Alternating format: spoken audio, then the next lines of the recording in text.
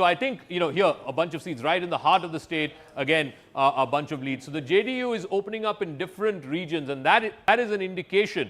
That is an indication already. Remember, he's already at 46. Last time he only had 43. So he's already leading in more number of constituencies than last time. I suspect if these trends hold, this figure will inch closer towards 65, maybe even 70. Well, 105 for the NDA in terms of the leads out of 167. So we've got more than half the number of have leads coming to about 175, 180 leads. And let's look at this. ये JDU, NDA and महागठबंधन की cycle वहाँ से आ रही है धीरे-धीरे दौड़ा के, and halfway number viewers is 122.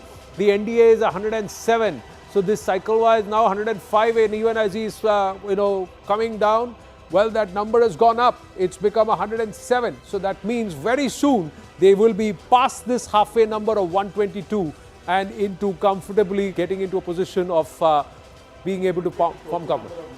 The NDA has 2 out of every 3 leads. So it's almost, in the leads, it's leading in 2 out of every 3 leads. 107 and 58. Yeah, 109 and 58. Yeah, so 2 out of every 3 leads are going towards the NDA. So this could be quite a runaway victory. 160 seems possible if these trends hold. And now, viewers, EVMs have opened. So we are also now into round 1 of counting across a lot of counting centers, or the 46 counting centers. We just try and go to Griha at the live result hub to understand how many counting centers EVM counting has already begun, because these leads now are beyond the postal ballots. So they should start consolidating and settling very soon. Yes, Griha.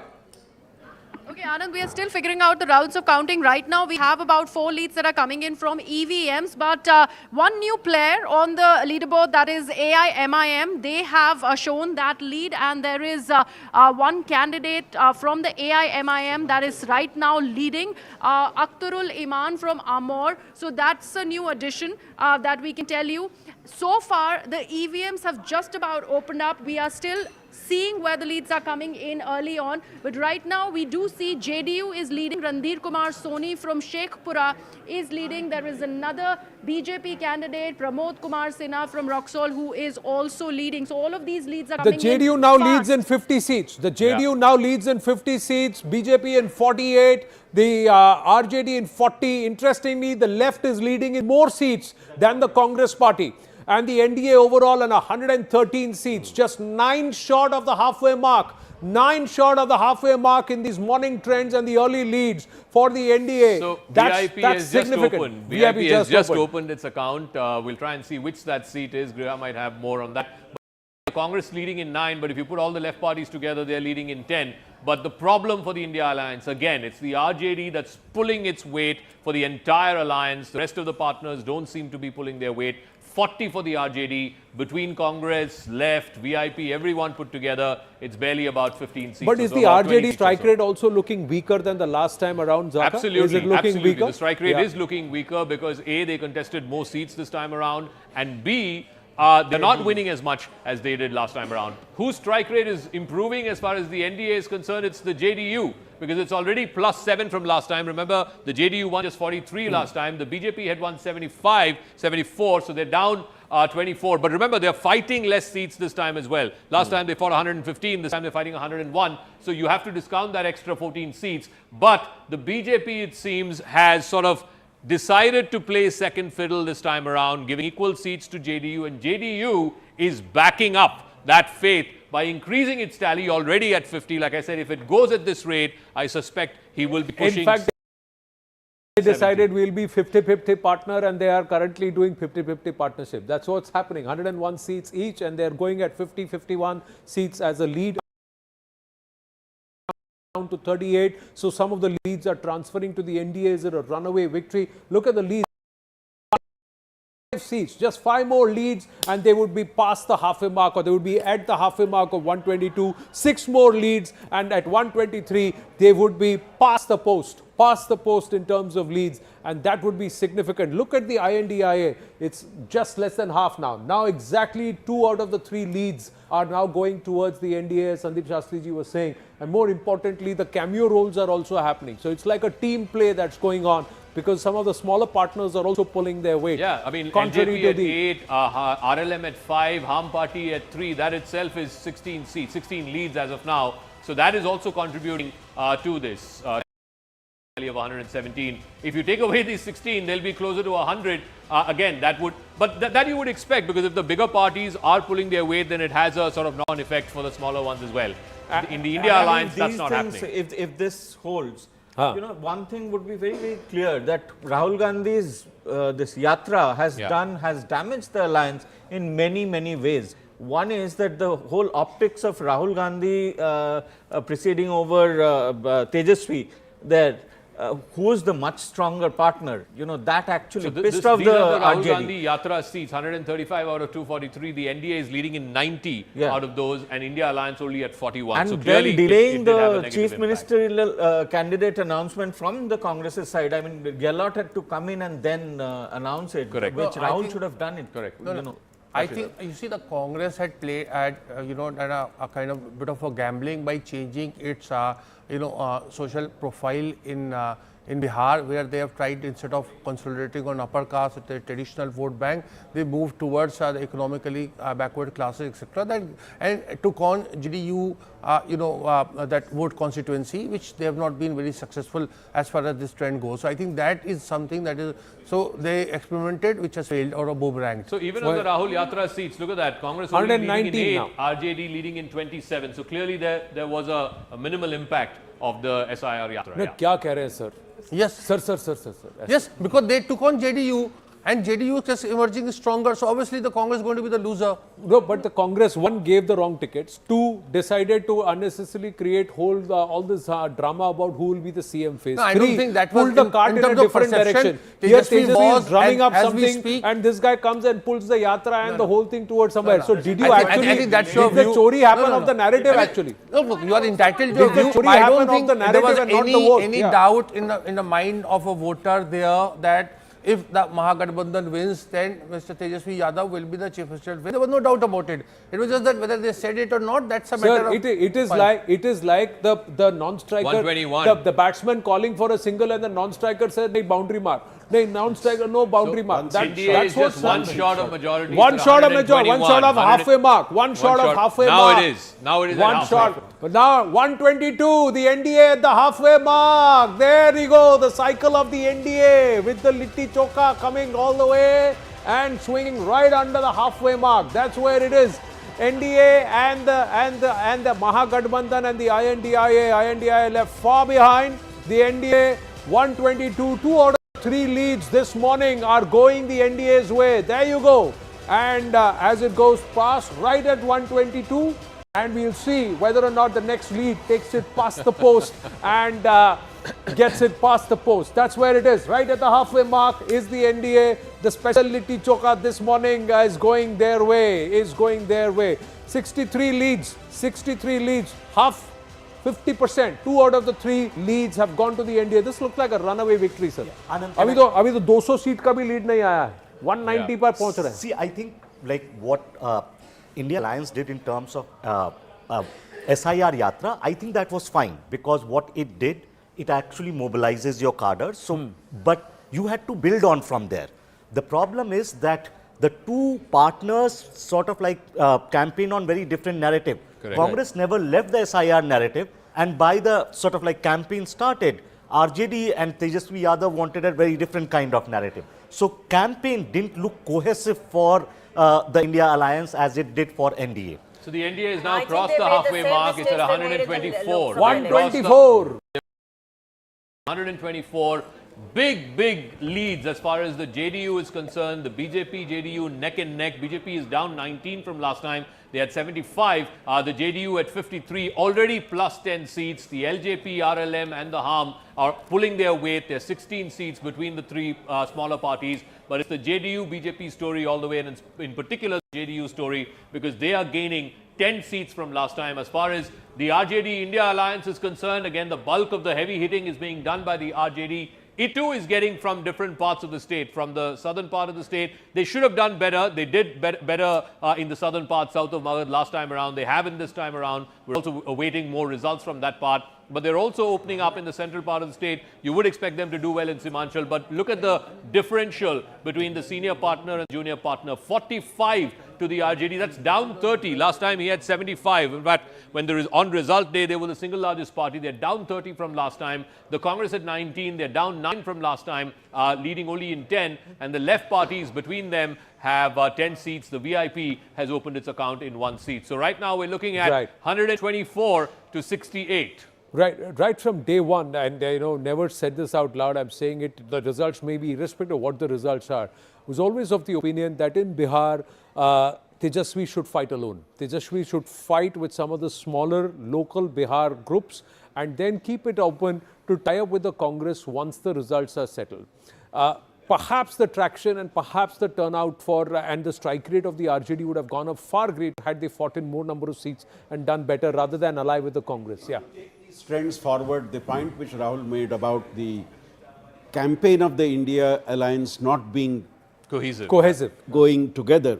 On the other hand, if you look at the NDA campaign, though the JDU and BJP campaign were distinctive in their own ways, they were not pulling in opposite directions. Yes. The JDU focused on Nitish's government, the BJP focused on their central leadership and their governments in other states. So, in a sense, that complemented each other and did not lead to the challenges which you are seeing in the case of the India alliance. Yes, Priyam Gandhi. There's also a story here to follow, continuing this discussion, that AIMIM, like the narrative that was built, that it's a B team of the BJP, I think that has worked. And then also the credit that was Congress, that they have consistently hyper-focused on minority issues and internationalized some of those issues. So I do think that that little shift has happened, although it does establish a 20-something% base, voter base for them.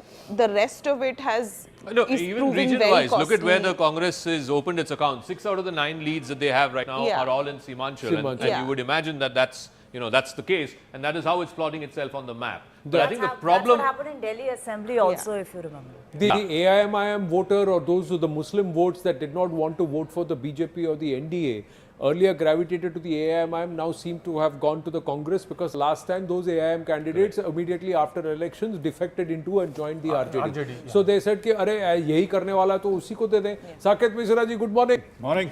ये तो बिहार आपके बगल में ही है, आपके जहाँ से आप आते हैं, ईस्टर्न यूपी. थोड़ा सा दूर, ज्यादा नहीं. पर आपको क्या लग रहा है, हवा कैसी चल रही है? हवा अच्छी चल रही है. I mean, it's a basic contradiction. I mean, when I stepping away from all the detailed discussions, I think one side there's a party that to whatever extent is believable in terms of what they want to do, the NDA, and they have a coherent program. The other side, you have a bunch of contradictory guys who actually do not have a common program, common ideology, except hate Modi. And that eventually cannot be a reason for governance. And Tejasvi, I suppose, has lost his value. So, you can have a chat GPT employment program, but without thinking, it doesn't really work. So let me ask you this. The last time around, the NDA and the BJP had an attack dog in Chirag Paswan who was attacking Nitish. This time around, there was nobody like that. Why the recalibration? And it was all Nitish all the way. Why? Because I think everybody realized that he is, in the circumstances, the best leader there is, and has the maturity to run the government and pull everybody together, and is performing, I would say, better than most chief ministers in the recent past in Bihar. Now with 200 leads, the NDA is at 130, better, 5 more than what they had the last time around. With 43 leads more to come, can the NDA cross the 160 mark now in terms of leads? If these trends, if these leads hold, is the 160 looking possible? Yes, it is looking possible, provided the numbers that are coming from the ground are actually correct, right? Yeah. Like if the EVM countings have become, these are now the counting centers, what they are reporting, these leads, moment it comes to 243, you will see more or less settling. Over the course of the next hour and a half, you will see the leads largely settling. Yeah, I think after an hour, things will become far more clear. Of course, India seems to have an advantage. No, because 2 out of 3 leads, for that to be reversed looks nearly impossible, although anything can happen with respect to Bihar. I would still hedge that and say that. But in this case, if 130 out of 200 leads, 201 out of 42 seats more to be declared, is 160 for the NDA looking possible? It is looking possible, but personally, I can tell you that even if they get 125 seats, it doesn't make a difference beyond a point. A miss is as good as a mile. You get 1 or 2 seats over the halfway mark. You're forming the government. But does it matter if JDU is higher than the BJP? That will matter on the ground because it shows that a lot of things that we have been talking about in terms of the public discourse and among the people in that state, it has translated in terms of sentiment. Everybody says that, the Bihar election is about arithmetic. I thought that this time it was very, very sentiment driven. It was sentimental For two reasons. Last time the BJP became much larger than JDU. So there was this whole thing that this is Nitish Kumar's last election. He's wiped out all of that. Also that he could be removed as chief minister later point. If he's far bigger, then it just in Bihar, but also for national politics. Because Nitish Kumar's importance for national politics becomes far more important. He becomes as powerful as Chandrababu Naidu. So right now the breakup is BJP is leading in 59, the JDU in 54, but the JDU is up 11 from last time. The JDU won just 43 because 30 odd seats, the LJP factor hurt the JDU, so the JDU has picked up. The LJP did not have any seats last time. It's leading in 9, RLM in 5, and the Harm in 3. So that's 17 seats just within the 3 smaller parties. But it's really the story of these two, the bigger partners who are pulling their weight, and they are really... The BJP is showing minus 15 because there are still about 40 leads to come. Yeah. So they may make up and they may still emerge as the single largest party within the NDA. Maybe 2 or 3 seats ahead of the JDU, or maybe 2 or 3 seats behind the JDU. This number is for compared to last time number. It's not about whether they're gaining. Also, BJP is fighting less seats this time. Yeah, it's fighting much lesser seats. If BJP and JDU are going to have similar numbers, then RJD cannot mathematically have number closer them. So then, in case the fight is going to be between JDU and BJP, who emerges number 1, and given like just 202 out of 243, if you project that number, NDA will be 161. Well, 130 leads out of 202 leads. 130 leads out of 202 leads for the NDA, 2 in 3 going towards the NDA as of now. That's what it's indicatively looking like. Now there is a little bit of a slip. NDA now comes down to 129. See, now these leads will start transacting a little and swinging a little. But we've got Sohail Seth also joining us. Sohail ji, good morning. Good morning. Bihar settled lag raha hai aapko? I still think it's even Stevens. I don't think you can call the election in any which way. I'm only worried about what Prashant Kishore said once in an interview where he said he doesn't want to be chief minister, but he wouldn't mind being kingmaker. So depending on how Jan Swaraj does, it's still Jan Swaraj is leading in 3 seats as of now, Sohail ji. So well, he can't be kingmaker. I can't imagine him even making a pawn, if you take the chess analogy. But it's still early. See, the problem I have is not with NDA or with the Mahagathbandhan. My problem is, and you know this better than I do, that you've had a chief minister who's been in power almost for 20 years. The affairs is pitiable. Now, if he gets re-elected, I have to give credit for that more to Amit Shah than to Nitish Kumar, because this would require skillful electoral management when you've actually not done real development for the people. So, I mean, that's my belief. So but in terms of real development, the pull from Raghav that connects Raghopur to Patna is something that was 20 years in waiting. It has happened. The airport at Purnia, nobody thought that it will ever happen, and it has happened. The airport in Patna, nobody thought it will happen, and it has happened. So there are a lot of things that Bihar did not have, it has now. No, but yes, there are a lot of things Bihar should have and it doesn't have. I agree there too. You're right. But look at unemployment. People, infrastructure money is spent by the government. Most of it, as you know, is stolen by contractors who have a deep nexus with the politician. I'm talking about jobless growth. I'm talking about employment. I'm talking about people having not to migrate out of their home states. You know how many people from Bihar, especially, are actually moving out to different states because they don't see a future for themselves. And by the way, many years ago, and I must flag this off because it'll be of interest to your viewers, I wrote an article where I said, look at the irony of Bihar.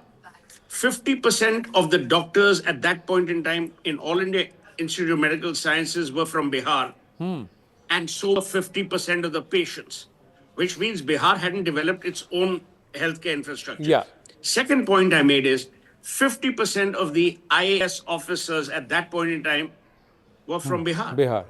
And yet Bihar's development suffered. So- So there is a tinge of irony that we must contend ourselves No, to. I think in terms of a mission statement for whoever forms government and the Bihar 2025 has to be that the Biharis should not have to go out of Bihar. Absolutely. I It's like think Calcutta. that has to in terms of it should not be forced. It should have the option to, but should not be forced. There should be enough and more that should be People for want them to to live stay in back. their own. Just quickly going across to Shivani over in Patna. Shivani, you got a lot of guests around and people. What's the mood with the early trends coming through?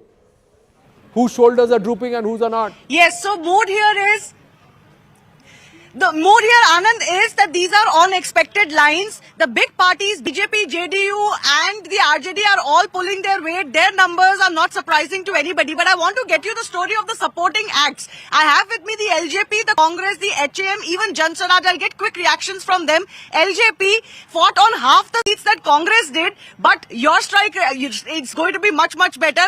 LJP's number and Congress numbers are virtually the same. And that is where the story lies between the two alliances. Are you happy with the LJP numbers so far? Of course we are, but I'm sure in coming time we are going to increase our seat and to exact poll. We are very happy. We are going to make government with the thumping victory. And Congress was supposed to be the laggard of the Mahagathbandhan, and the numbers that are coming out, just about 10-11 leads for the Congress party. You are going to bring down the Mahagathbandhan. No, it is not like that. This time we have, since 9 months, we have worked hard on the ground, and it is the only party who raised the issue of the Bihar and Biharis, and we are fighting for the right of Biharis. So I can bet you, and I'm very sure that as the time progresses and as the ballot magical box opens, the number will be in favor of Congress and India.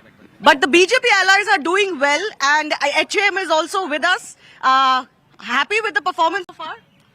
देखिए पूरी तरह से और हम लोग आश्वस्त हैं कि हम लोग 2010 के प्रदर्शन को दोहराएंगे और हम 3/4 बहुमत से आएंगे. बाकी तो अभी 2 घंटे में सब कुछ क्लियर हो जाएगा. Clear हो जाएगा. Picture अभी थोड़ी बाकी है, but there are of course leads that have come on virtually 200 seats, and already the majority mark for the NDA. I have Jan Swaraj representative with me. I think I see 3 leads for the JSP. Are you happy with the early trend so far? Definitely we are happy and we are hopeful also, and as numbers increase slowly, so we are hoping whenever actual results will come, you will see definitely significant. What is your internal assessment? No, we have not done any assessment, and we do not make any claims. But we definitely say that whatever change is whatever change we see in the Bihar, that is only because of us. Bihar is talking on the lines of development. Bihar is talking on the lines of agenda, and that's what we have given to the Bihar. Absolutely. So all parties here waiting with bated breath, Anand. Well, thanks for that. And when you say hum, I am reminded of Bachchan Saab and hum and ek dusre se karte hain pyar hum. That's what the NDA seems to be saying to each other this time around, contrary to 2020 viewers. And aap humse pyar karte hain. Continue to watch, continue to stay with us, not just on TV, and also you can watch us on YouTube. Currently leading in, I think, 50,000 views, more than 50,000 views concurrent right now. So namaste. You see this, ek YouTube dusre as se well. karte hain pyar hum has been established. Thank you so much. And on Connected TV also, continue to stay with us, please. Let's go across to the live result hub. Griya is joining us with more details. 203 leads, and of which 132 for the NDA. So they are slowly inching up. Yes.